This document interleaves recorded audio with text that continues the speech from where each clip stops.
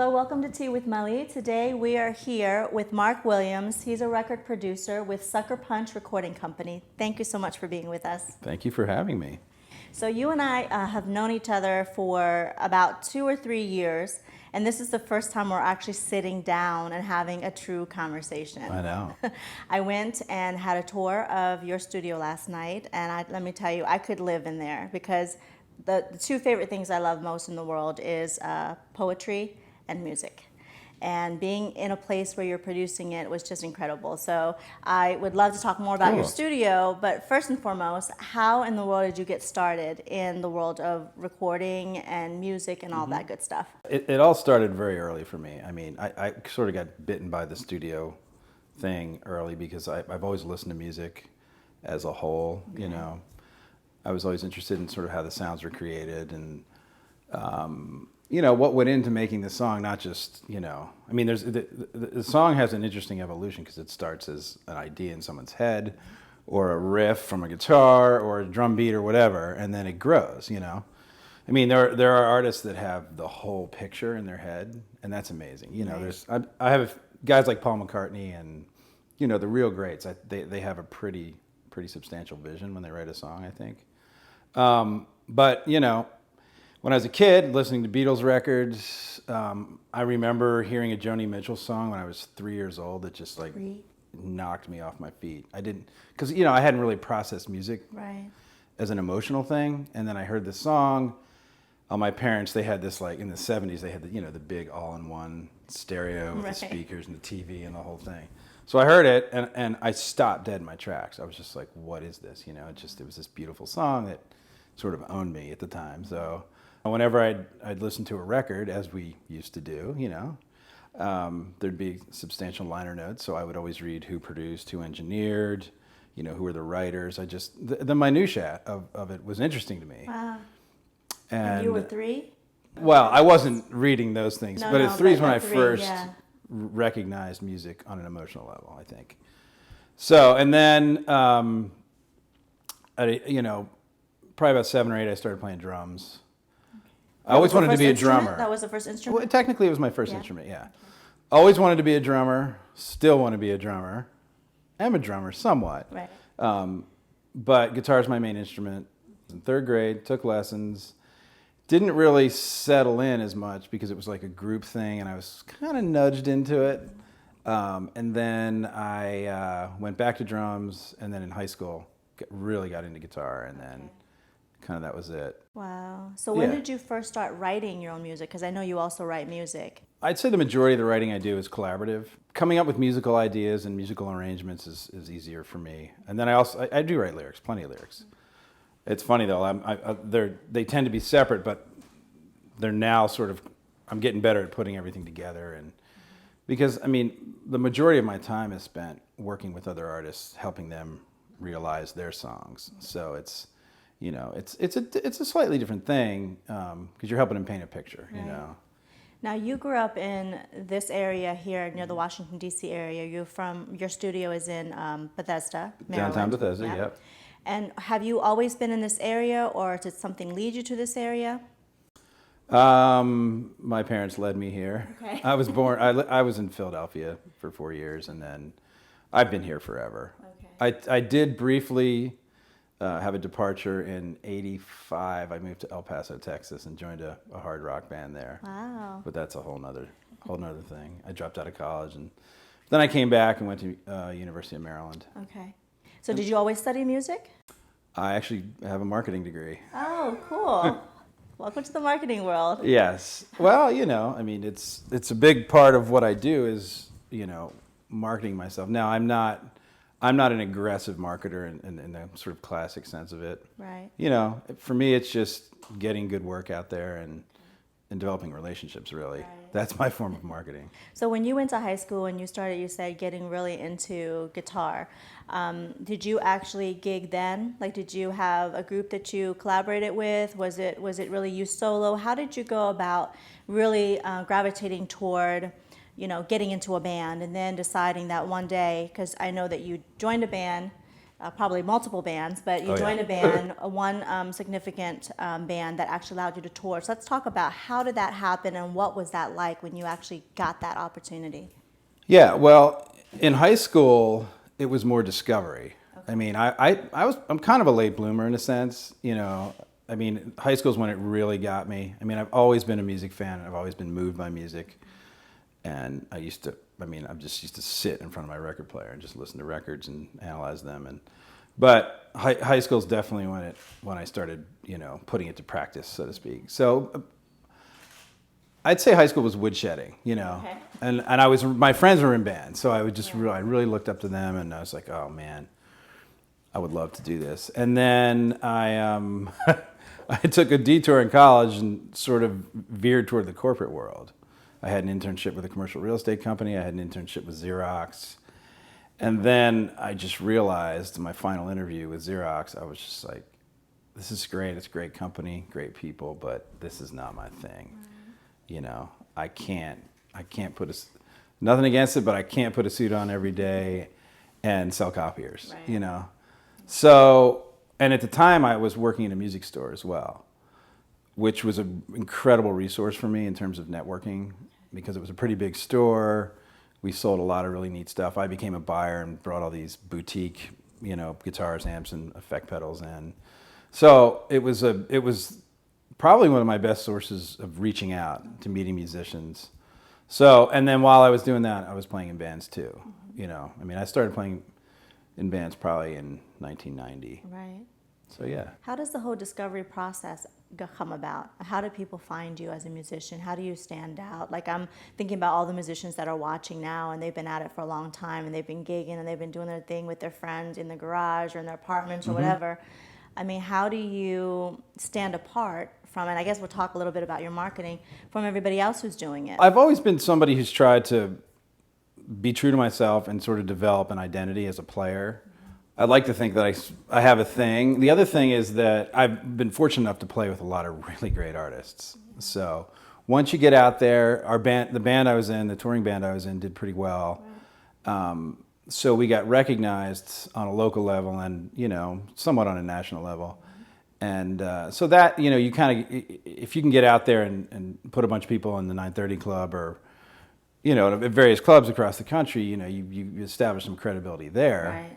Plus the music we were making was good music. That's kind of where it started, and then... Do you mind telling us an artist that you actually loved sharing the stage with or enjoyed touring with?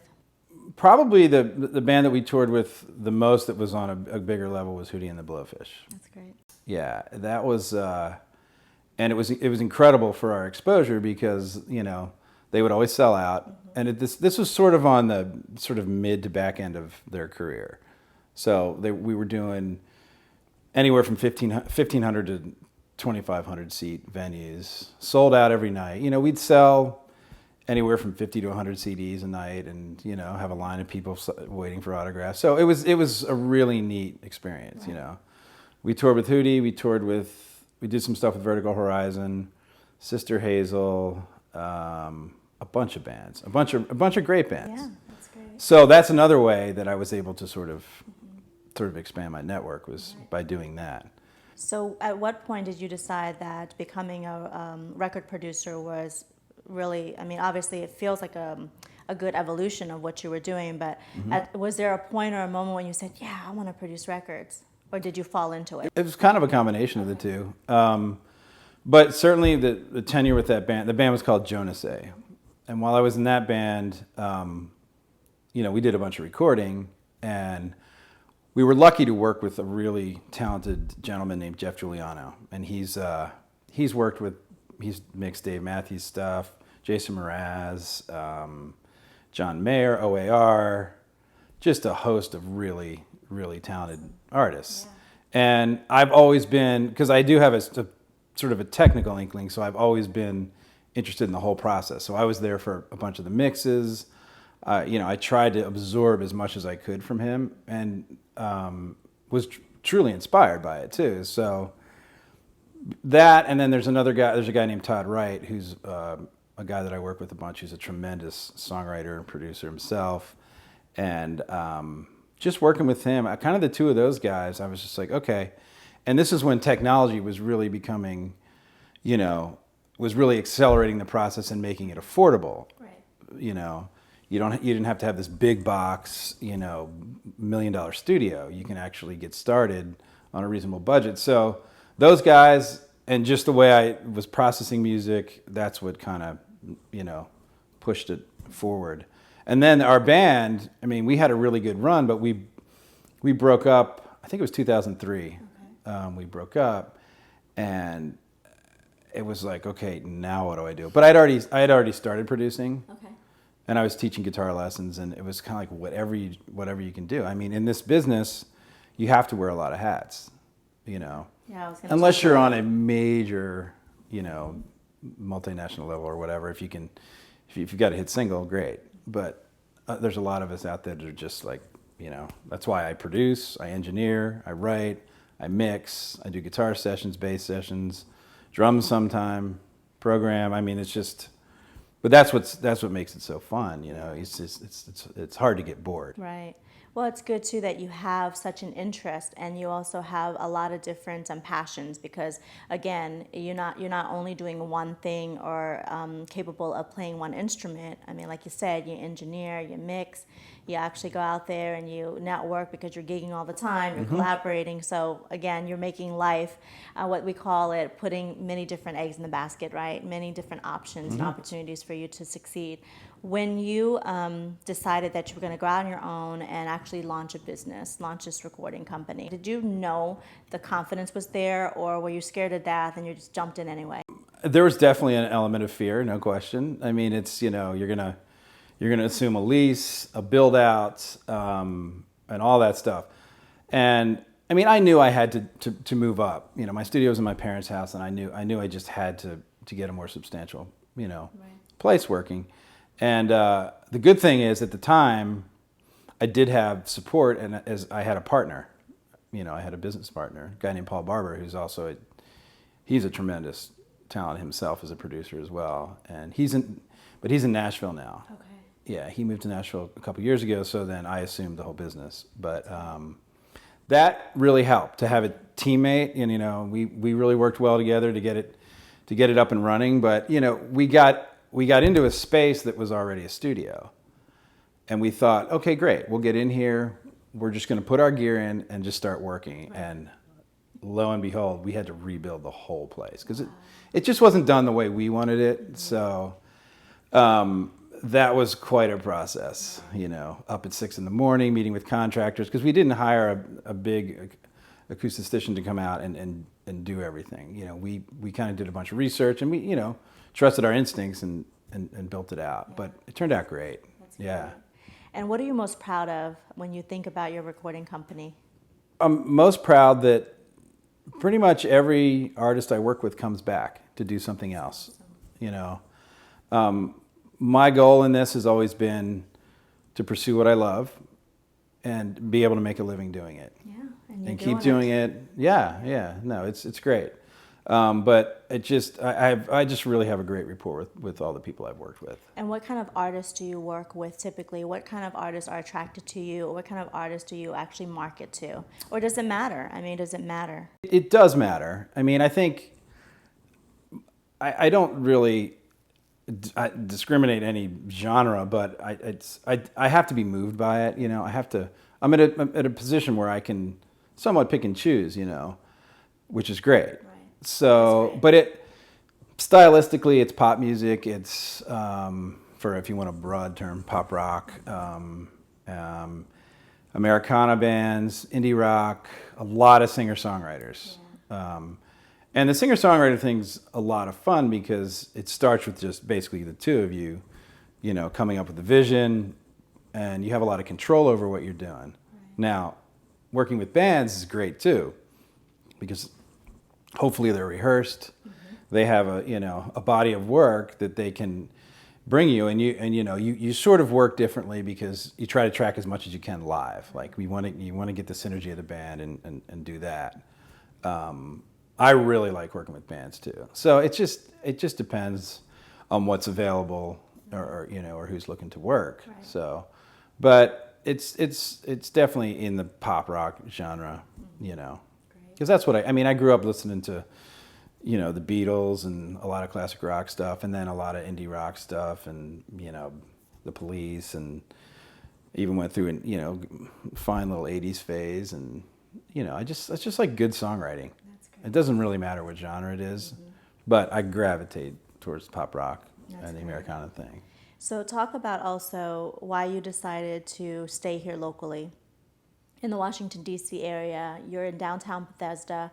What's that like in comparison to, let's say, not moving to Nashville or not moving to L.A.? Why did you decide that it was feasible and it made sense for you to stay? Primarily because this is where I've developed my network. You know, I work with people in L.A., I work with people in New York and Nashville. You know, sometimes I'll go, you know, I've worked in LA a few times. But what's great now is with technology and the internet, the power of the internet is just you can file share. I mean, we do Skype sessions all the time. Right. That was my next question. Like, how do you use technology to make this this an actuality? You know, being able to be a record company, work with artists all over the world, really, if you wanted to. Sure. It's just that. It's just everything. The bandwidth of the internet is so broad now, and it's only going to expand that you know, someone can say, hey, can you cut a guitar part for me? Right. I can have it done in an hour and then send it right over, and they have it.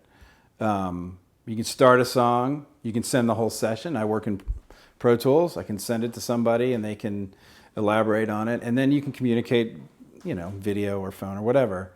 So it's pretty cool to work that way. And that way you have access to, like, say, like, one of my favorite piano players is in Richmond, you know, and he's just like, I can't get him in the studio all the time, so I'll just, you know, I'll put a session together that's just basically a mix of the song, send it to him, he'll put his keyboard parts down, I'll tell him what I want, sometimes I'll sing it to him, or I'll just, you know, send him a rough file, and then he sends it back, and, you know, it's so fast. He doesn't have to drive 2.5 hours. You know, or hire someone in LA. You know, it's cool, and I've got pretty good access to a lot of great players, which has been nice. So how do people find you? Like, in terms of being able to work with so many different types of artists, right? You have been able to work with some pretty substantial names, and you've also been able to work with very local artists that really want to do their thing, ready to invest in their art, in their craft. How do they find you? Is it mostly through word of mouth? Do you do a lot of promotion and marketing? It's 100% word of mouth. Yeah, I'm not a great self-promoter. Fortunately, I haven't had to, but yeah, it's I would say it's 100% word of mouth, you know, or someone will hear something that I've done and they'll find me, you know, on Facebook, you know, but it's usually word of mouth. What is it like to be a creative entrepreneur? I'm very curious about this because in my space, I work with a lot of small and growing businesses. Most of them are creatives. Some of them who are in corporate now and have approached me for what do I do, how to map this out. There's this innate fear. Like, I know that I'm good at my craft because I've been doing it since I was 3, but I have no idea if I'm going to be successful because I don't know how to run a business. I don't have that kind of brain. It's just not in me. Is that a myth, or is... Well, for me, I'm definitely, you know, I'm much more on the creative side of thing, the way my brain works. So the entrepreneur in me could use a little honing, no question. I definitely, you know, it's for me, I'm a one-man show, so it's finding time, you know, prioritizing time is huge, as you know. Time management is a big thing, and I'm fairly good at it. But there are times when you just doing what I do, you have to sometimes you have to take on extra work, or something pops up that you really want to work on, and it's like, okay, I need something by 2 a.m. or whatever, and no, I'll have to stop what I'm doing or tack it on to the end of the day, and then I'm up all night. So sometimes that happens. So I tend to always prioritize the creative stuff, and then it's like, oh wow, I've got to pay this bill, or I mean, everything gets paid on time, but it's last minute. Right. So, I mean, I would definitely encourage people to sort of be a little more business-minded maybe than I am. Yeah. But that's changing. You know, I'm working on my website now finally after 15 years or whatever. So That's good. Right. That's good. And there's something to be said about that you haven't really had to, and you've got a lot of opportunities already without actually promoting. So imagine when you actually put the two together. Yeah. Yeah, I mean, it's important to have resources for a prospective client to hear what you've done.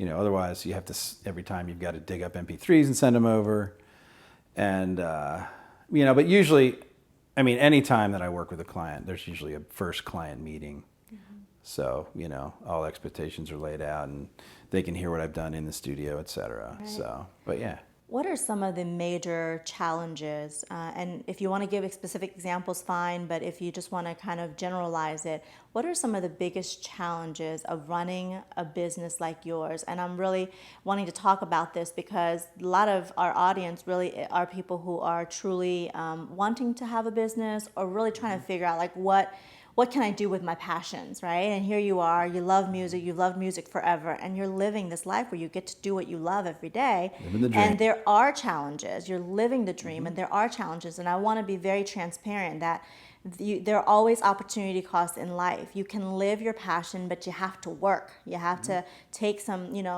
time to really think about the risk in pursuing your passion. Now, not to say that's not worth it, but I want to talk a little bit about that as well. What have been some of the challenges you've had? The biggest challenges for me is what we just talked about, is the time management thing. It's like, okay, like say today I wake up and I've got, all right, I have to track guitars for this one thing. I've got to mix the song, and I've got all this stuff to do. When I sit there on Sunday night and lay my week out, Right. it's so much better. Like because I just task myself. I'm like, I'm going to do it. I mean, sure, sometimes things run over, sometimes they don't. That's one of my biggest challenges, is just sort of making sure my day is productive. Right. The other challenges, as far as running a business, is just, keeping it all together, because it's like, I've got to do all the accounting, Right. I've got to stay on top of the insurance stuff. I mean, there's a lot of details that you have to deal with. So, and it's important to take care of them when they pop up, And don't just stuff them over there in the corner. And all of Yeah, a sudden it's yeah, because that breeds anxiety. Right. And then you can't create when you're anxious. Which is right? crippling. It can be crippling. Yeah. But that's challenging. I've had a challenge over the past couple of years just dealing with the actual lease situation. I've got finite time in my studio, and a few years down the road, I'm going to have to find a new spot. So that kind of, I have to sort of frame everything out differently now, because Yeah. at some point I've got to do a massive build out again. It's expensive, so that's certainly challenging.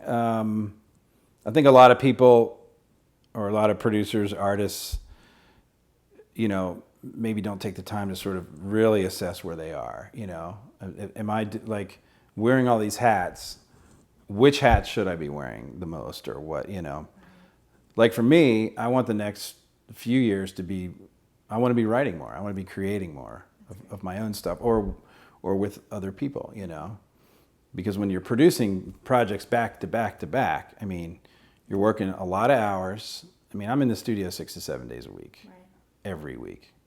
You're working a lot of hours, and you need to have some headspace to create, or I do. Yeah. I mean, there's some people that can just fire stuff out. I mean, there are times when I can do that, but it's better if I have some kind of space, and not like I'm not worried about this massive schedule backlog that I have to deal with. So. Well, I think that's also a very important point to touch upon. Like how important it is for us to carve out the time for things that are going to be strictly for us, like whether it's our health, whether it's our mental health, and whether it's really just being able to create coming from us, because as a creative, you need that time to have your muse speak to you, right? And if you're constantly in the game of producing for others and you neglect yourself, that person that they hired, that creative that they wanted to be a part of the project, is pretty much muffled or dead. Is this guy. And so, or this guy, right? Or this girl. And so that's really important, we talked off camera about, biking and running and taking care when you can to take care of yourself physically because of the intensity of this. And I think that's where a lot of creatives, we go through from one extreme to the other. You know, we're either like completely engaged, going full-fledged ahead, and then we crash. And then it's just like, I can't move out of my bed for a little while. Or we just are so lax and we forget about the business stuff because it's like, oh, everything's pretty and I'm creating now. And then all of a sudden, like you've got, you know, lenders at the door saying, hey, where's the rent? You know, things like that. So it's important to be able to balance that wherever your brain moves more toward, whether it's creative or whether it's analytical. So that's a great point that you made. Is it all worth it? I mean, we talked about challenges. We talked about all these crazy hours. Is it all worth it for you, and why is it worth it if it is? Absolutely. It's worth it because it's fulfilling. You know, it's fulfilling, and I feel like I'm, you know, we talked about this earlier. I mean, I get to do two of my favorite things in this world are music and food, right? Right. So these are things that make people happy, you know? Yeah. So, you know, 9 times out of 10, my clients are excited to be coming in and we're creating, you know, we're having moments. It's amazing when there's these little breakthroughs when you're going through the process I mean, it can really lift you. You know, like there's an artist I work with a lot, this guy named Taylor Carson, who's just a tremendous writer. And the two of us, we tend to be a little strong and anxious people sometimes, but when we get into work, it's amazing how just a recording session, or just taking a song to the next level can just, it makes you feel complete, right. You know, and that's one thing that keeps me going. Yeah. And it is certainly very easy when you do something you love, it's very easy to become a workaholic. Right. And I'm definitely guilty of that. Me too. Absolutely. And you know, I think that personally for me, I mean, there's more to life than music, absolutely.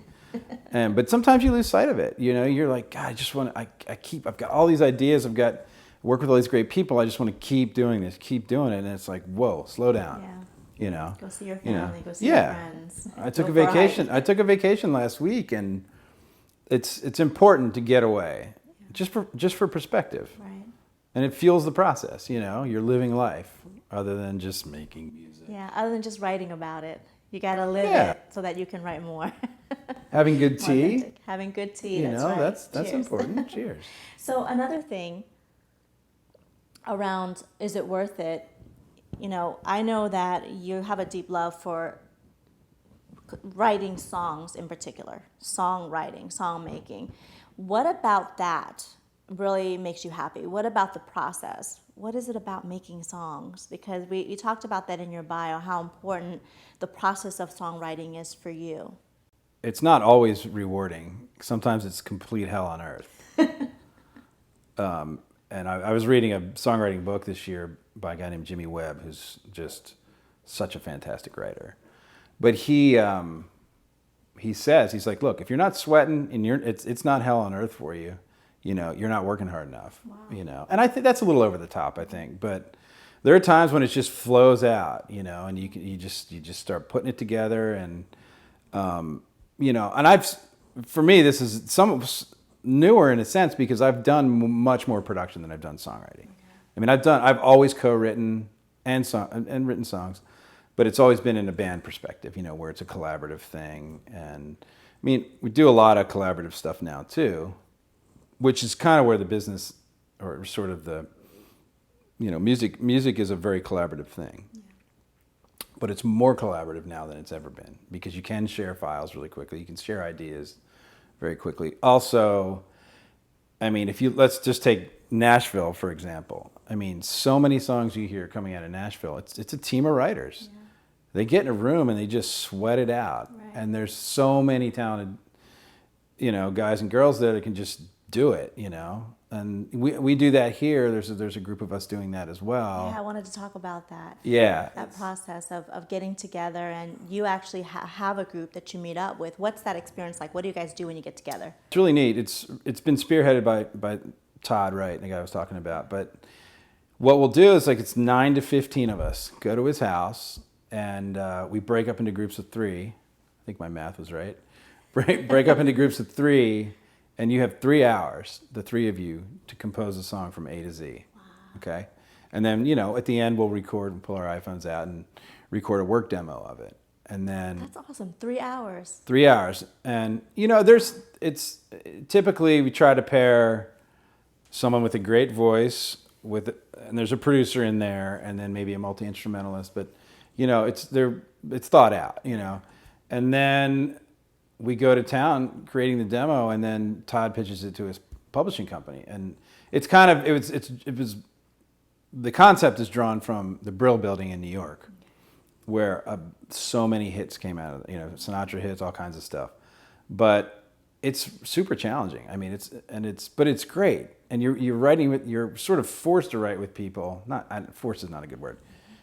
You're set up to write with people you haven't written with, and so everybody comes from a different place. Everybody's inspiration is different. Everybody's process is different. So watching other people do it and working with them, it can only help your process. Yeah. So we've done about 4 of those, and it's been amazing. Was it just this year that you got involved? Yeah. Mm-hmm. Okay. It just started. Todd started doing it a few months back. Oh, yeah. That's great. Well, keep me posted on that. It's very exciting. Absolutely. Exciting to hear about that for you. You said a few things that were quite inspiring to me. You said you've been reading a book. You said you've joined this group now, and you're continuing to write. It's all about development, right? I mean, when you think about, you get good at one thing, and especially if you have a creative mind, because I live in this space in my head all the time, and it's just like the next thing, and then this sparkly little thing, and then this great idea pops up, and it's all over the place in your head. But when you actually can hone in on this craft, on one particular gift that you have, and you feel like, okay, did I reach a glass ceiling here? Like I'm kind of, the next phase is, how do I evolve? How do I get to a new place in whatever that particular craft is? And that's what I heard from you. How important is that for you? Because you're producing not only your stuff, but you're producing other people's stuff to continue to up your game. It's paramount. I mean, artists are pretty driven to want to get music out and want it to be better than the last thing we did. So for me, it's whether I'm learning new programming or production techniques, writing more. That's the big thing for me. It's just I'm really trying to do more of the writing thing, and then woodshedding, education. I mean, that's what's great about music. It's a bottomless pit of knowledge. I mean, Right. I definitely want to study guitar a little bit more, and drums as well. Yeah, I was going to say, you're going to get I back love to playing drums. fully drumming and doing your No, thing. I don't think I'm going to become a full-fledged, gigging drummer. But I play in the studio all the time, and that's fun. Yeah. When you've been traveling on your tours or doing the work that you do as a producer, you've met some, pretty famous celebrities, right? People who have really taken their talents and been recognized for it. We talked about this in the studio last night. And I also want to bring this up because we also talked about people just being people, and some of us just got lucky or some of us just had the right connections. And, it got me thinking when I was driving home from your studio last night that anybody out there, if they just continue to hone their craft, to put their stuff out there, anybody can be that next Bono or that next, really, it's not that far off your dream or your desire to be that celebrity. Would you agree with that? Well, Bono's pretty far off. Well, I know, but he's a world figure. yes, I know what you mean. But we were talking about talent. No, I'm saying anybody. The main thing is that anybody can do it. It's like, it's cliche, but do what you love, and just don't stop. For me, it's like, you can always work harder. You can always work smarter too. But with music, it's still the business is trying to sort of figure itself out because of with all the file sharing and the technology, and record labels are sort of their composure changing, and it's a weird business. I'm still trying to figure it out. So, but there are also a lot more DIY tools. the internet is super powerful, you know, YouTube and the whole thing. I mean, we know that this is the obvious stuff, but the guys and girls who make it somewhere just stick it out and really truly work extremely hard at what they do. I mean, it's you have to, and you have to want to do it. I mean, you have to. I mean, I've heard it a million times. Music chose me. I didn't have a choice. Music's ruined my life. No. So, you know, and there are sacrifices typically. It's not a normal life in the, you know, sort of classic view of things. It's a lot of hours. And you need to be able to turn on a dime, you know. If an opportunity comes up, you got to be ready to jump on it. Because it's a very, the deeper you get into the business, the more, or for myself, I realize it's such a small industry, you know, and everybody is connected some way. It's interesting. But, yeah, and you have to be solid, you know, you can't, you piss somebody off and that could really affect, I mean, obviously you don't let yourself get walked on, but you've got to really put out good work and just do your best. Wow, you got to have a lot of skill sets. Got to have a lot of skill sets. I think so, yeah. You definitely have to be a people person. You definitely have to have patience. Have to have a lot of compassion. We were talking about some people that come in your studio, and most, like you said, 90% are just wonderful, amazing. They just love what they do, and they do it well, and they want to share it with the world. And they'll get a few, you know, leaps in the room, and you have to be able to deal with those personalities, because at the end of the day, you're still providing a service. They're paying for it, Exactly. and you have to add value, and you have to do your job. Yeah. So. Yeah, I mean, you have to. You know, you have to, artists, I mean, they tend to be, you know, complex, emotional people. And, you know, they have to be comfortable, you know. You're going to get the best out of anyone when they're comfortable. And you've got to do your best to sort of preserve who they are. You know, sometimes you got to figure that out first. But, you know, you don't want to take a country artist and try to make them sound like a techno artist. You know, I mean, that's a very broad extrapolation, but no, it's you know, my job is just to provide resources and facilitate an environment where the artist can, you know, truly realize where they want to go with their song or songs. You know. Right. So what have been some of the feedback that you've had? And this is, you know, time to love on yourself here a little bit. But when artists come through and they work with you, well, I'm going to force you to be good at that for a moment.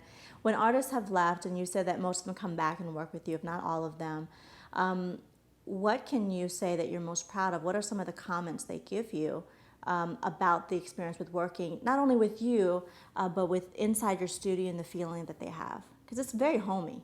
Yeah, it's not an intimidating place to be. I mean, that's the broad stroke. I mean, it's just, I built it out, but I have, you know, Paul and I built it out, but it doesn't, you know, that's not what they're paying for. They're paying for my skills. People are just, they're typically just really happy with the way things sound, and with the way the songs come together. You know, it's not rocket science, right.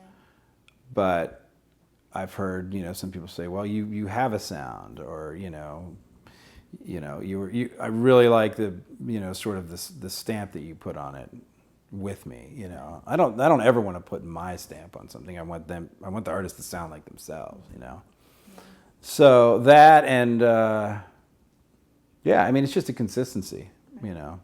So what percentage of the time for you, when artists come through, what percentage of the time is that I have everything ready to go, I just need you to help me record it and mix it and get this packaged and ready to go? And what percentage of it is, I have most of it, but I really need your help. I need you to, you know, help me add this and that. I don't even know what I don't know. Here, what am I missing? There's more of the latter. But I mean, some artists have a really strong vision, and it's a good vision, you know. So with an artist like that, I mean, I can be more of a springboard. I'm always, you know, I'm always there to get sounds and really make sure that they're inspired, right. By what they're playing, or singing or whatever. but then there's a lot of technical details behind it too. I mean, there's editing. There's, you got to know when to edit and when not to edit too. You don't want to sterilize the product. And then, but I'd say it's more collaborative than not. I mean, one of my favorite clients I'm working with is this young girl who she came to me with one song and had just started singing.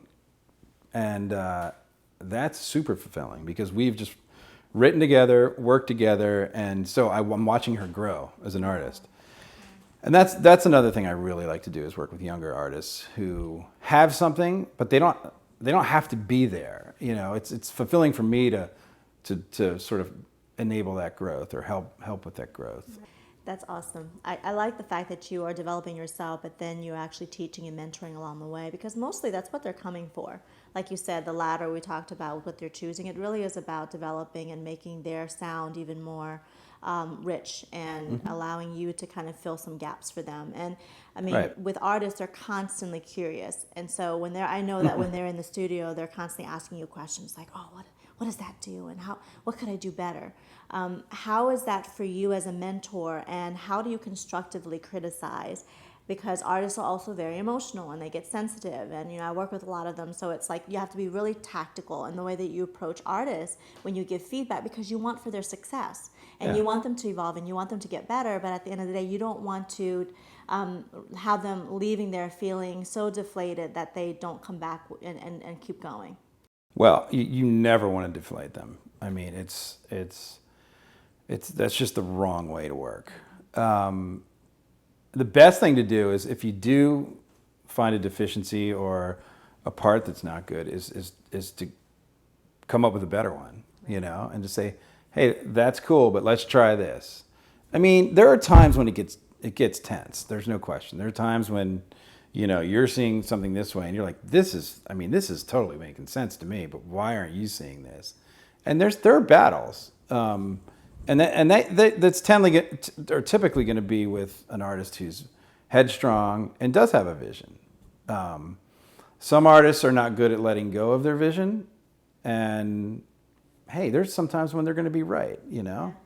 That's the thing with creating a song. There's not necessarily a right way and a wrong way. There's a bunch of right ways to do it. Right. A good song can shine in a bunch of different lights too. So. It's always trying to be constructive. I mean, the band I was in, we kind of had a rule that was, if you're going to tell somebody that their part's not working, at least try to have a suggestion as to what you can do to make it better. Okay. Negativity is just, it doesn't work. Now, there are times when you're going to be pushed to your limit, and, you're going to have to, or you'll fire something off, and that never feels good, though. It's like, it's important to be nurturing, I think. That's great. Yeah. Well, I also know that you work in the studio a lot these days and producing and mixing and all kinds of good stuff, but you also enjoy being on the stage. You like to gig. So I want to talk about that as well. How do you go about getting the gigs? And again, talking to the artists out there who are curious and want to be mentored by you here on Tea with Mali. How do you go about getting gigs? Is it really about networking, and getting your connections together, because you never know when you're going to get the call? Is it about being proactive? Is it all of the above? It's all of the above. I mean, for me, I'm in a unique situation because I work with a lot of singer-songwriters. So 90% of the gigs I play are with people I produce, right. or do sessions for, or it's if it's not that, then it's a referral. Like I just played a gig with this girl named Laura Segaris, she's one of my favorite artists. Wow. I mean, and that was a situation where her guitar player was out of town and recommended me for the gig. Plus, I played with her rhythm section. Right. The bass player and the drummer are phenomenal. So that was just a straight referral. Mm-hmm. But usually I just develop a rapport and a relationship with with the artists I'm working with, and if I have time, I want to play with them all, just because I love working on the music, and I typically love the music. So, right. But I'd say for some, I mean, you kind of when you're young and you first get into the business, you have to take everything. You have to be super hungry. You always have to be hungry, but it's a different you know, you're sort of, your filter's a little bit off. Right. You know, you've got to, you know, because that's how it works. I mean, half the battle for being successful is being able to exist with people, be a good hang, so to speak, you know.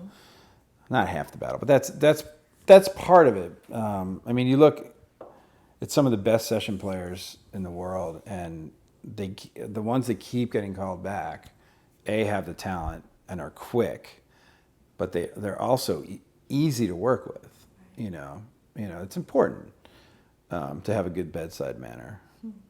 But then you're not always going to get that.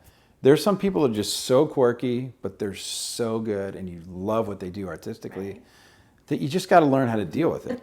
You know, I mean, and some of them are so flaky. Oh, I was supposed to be in your studio today. Oh, crap. You know, it's like, and you got to find a way to deal with that kind of stuff too. Right. You know, having a firm upfront policy helps. You know, I tend to be a little more flexible because I'm an artist myself. So, but it's, you know, it's a lot of hard work. It's definitely networking. It's important. Over networking's not good, I don't think. You know, the whole like, you know, getting in people's faces too much is, I don't think that's a good idea. But just being yourself and just being enthusiastic and working hard, and you know, it comes together. Leave a good impression wherever you go. I think that's the most important thing, is to leave a good impression wherever you go. And that's part of networking. It's very organic. You get to be yourself. You get to just hang out. You get to talk about your passions without selling a product or a service all the time. That's extremely important, just to show up and talk and share, and just literally talk and share about the things that make you happy, and ask somebody else what makes them happy, right? Yep. Do you miss touring? Yeah. You miss touring. What was that like for you? Like, what was the schedule like for you? Would you do it over and over and over again? It was like being a kid in a candy store. I mean, it was most of the time. It's so much fun. It's so like invigorating. I mean, you're playing a different city every night usually, and you know, it's hard work. There's a lot of downtime.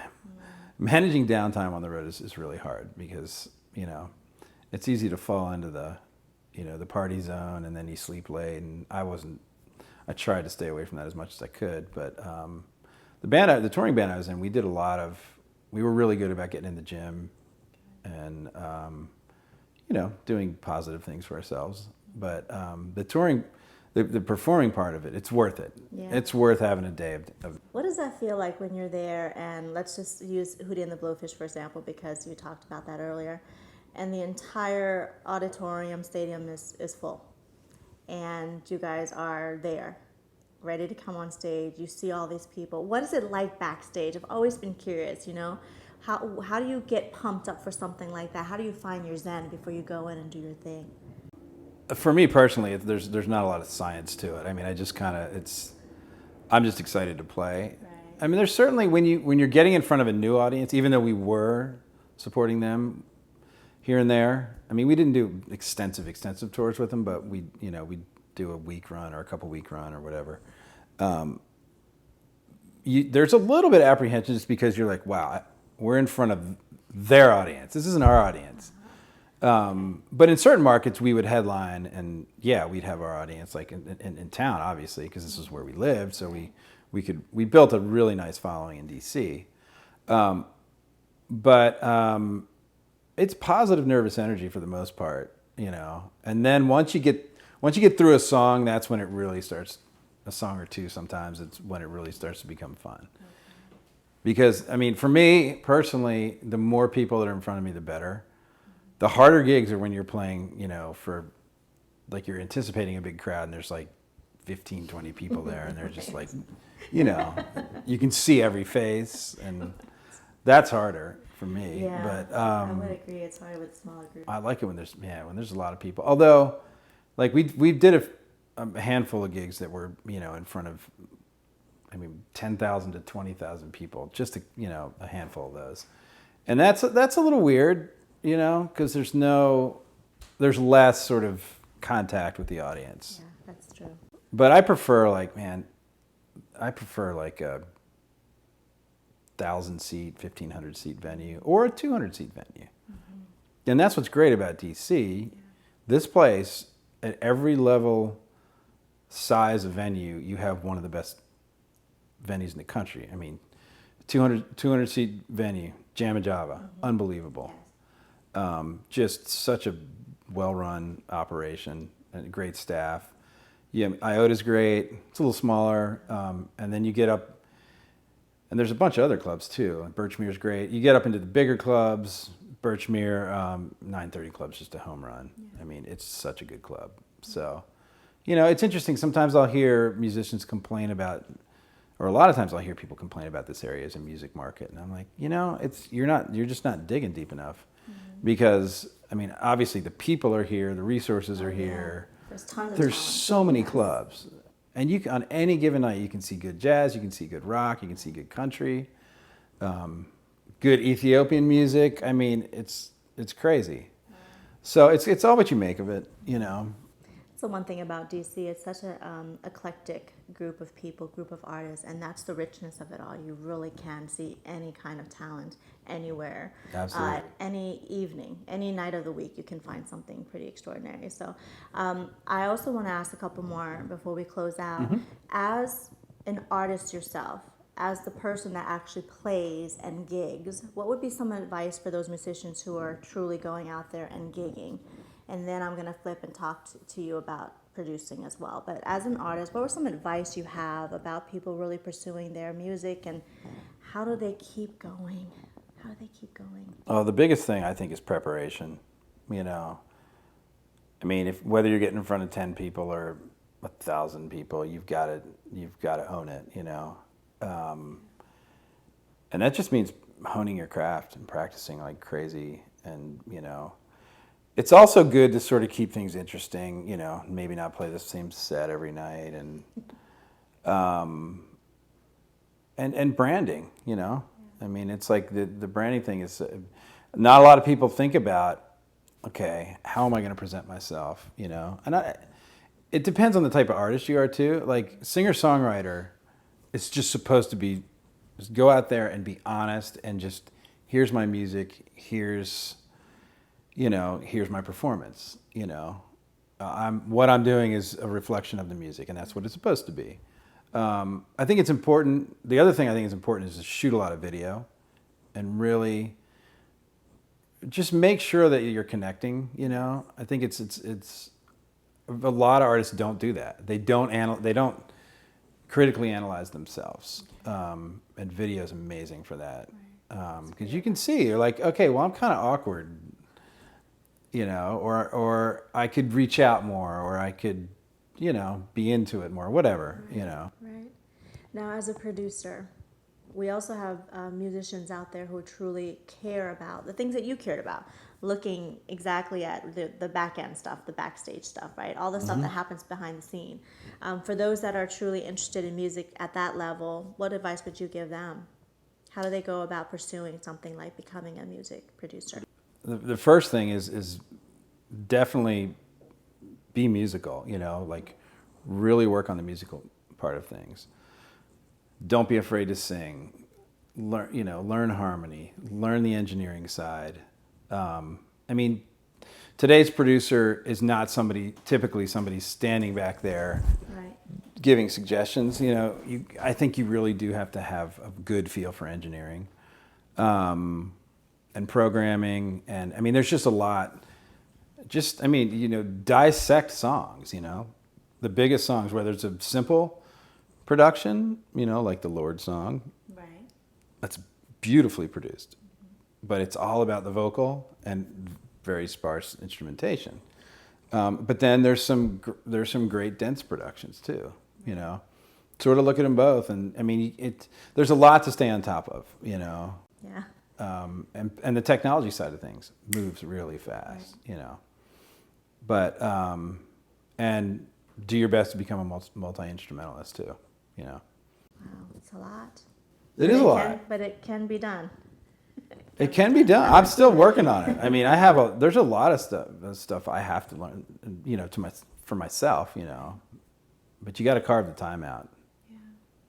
Well, I would love to collaborate and do some things and send you over my lyrics and stuff. Sure. I'm not musical. I don't play a music instrument, but I can certainly provide lyrics and melody if you ever need something like that. And I'm also sharing this because I know that if you're watching out there and you're musical and you are very interested in actually getting mentorship, coming on and using his studio, actually asking him to be your music producer, I know that you're totally up for working with all kinds of artists in the local area. And if you're not local and you want to come to Bethesda in Washington, D.C., like he said, he can use technology to reach you. So I hope that you'll take him up on it. How can people find you? Well, my website is in construction right Okay. now. It's www.suckerpunchrecording.com. Great. It should be done in a month. Otherwise, there's a Sucker Punch Recording Company Facebook site. Contact Molly. Yes, I was going to say that. You can contact me and I'll be happy to put you in touch with Mark personally. So thank you so much for being on the show. Thank you for having me. This was very inspiring, awesome Oh, content. well, you're very inspiring. And thank you. And thank you also for giving us a tour last night of your studio. Yeah. It was so much fun. I'll come great, back and yeah. hang out there again. Anytime. All right. Thanks again for being on the show. Thanks for Thank having you. me. Thanks, everyone. Thank you so much for tuning in, learning lots about music, and I hope you tune in and see you next time.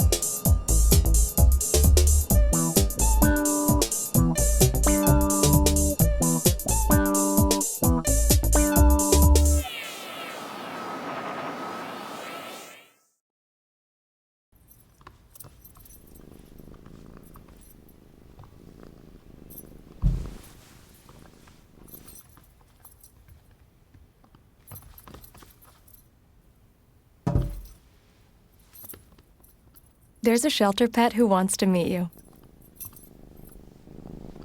Meet one today. Visit theshelterpetproject.org. Adopt.